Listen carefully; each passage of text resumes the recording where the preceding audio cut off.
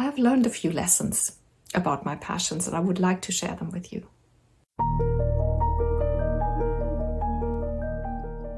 Hello, welcome to this week's Wild Spirits News.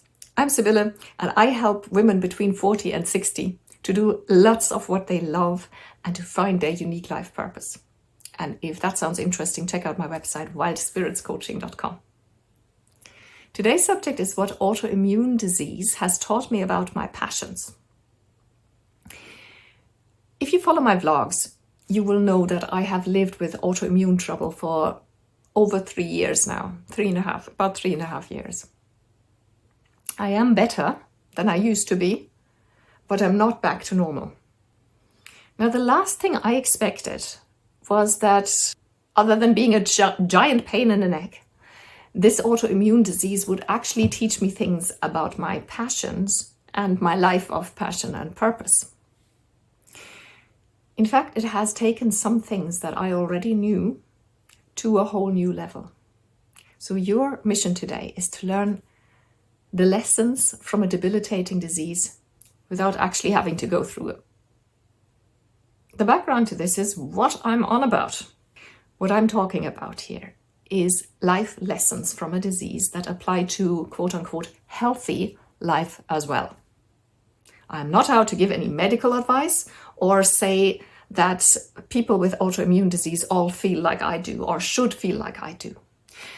This is extremely important because I have zero tolerance for toxic positivity. I'm aware that I got away lightly. I know people who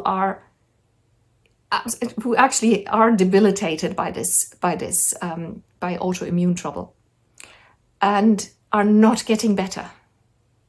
It is not my job, nor would I ever attempt to speak for these people or for anyone else actually other than myself.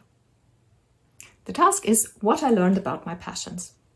I've been talking about creating space, learning to rest and take breaks for years. This is also a major part of my work with my clients in my coaching program, The Magic of Purpose. So none of this is new for me, right? Do I always manage to take it slowly? Nope. I'm a human. Some weeks I'm still stressed. Some weeks I still work too much.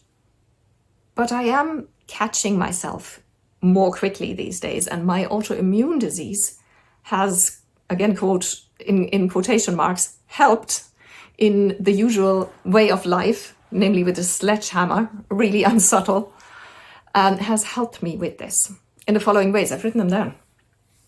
These days, when I overdo it, my body unceremoniously knocks me out. And there I am, on the sofa, bang, unable to do anything for days. I mean, it used to be weeks, so I'm kind of grateful, but it still sucks. Regular breaks are an absolute necessity these days in order to keep my energy levels at a reasonable level. I can't say up because they're never up these days, but on a reasonable level so I can actually keep working.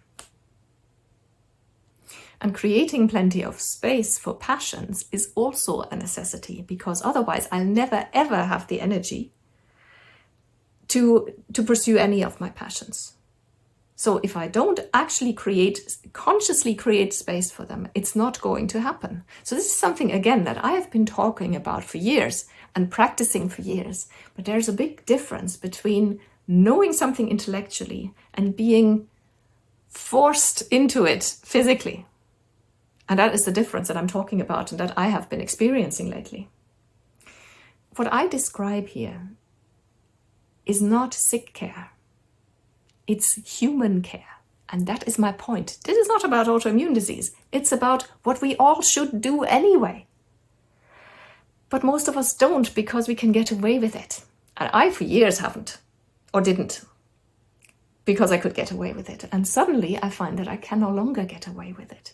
But what I'm doing now, the breaks that I'm taking, the slowing down and all that, is, okay, I have done it in the years before because, again, I've been working on this for at least 10 years now and working with my clients and on myself.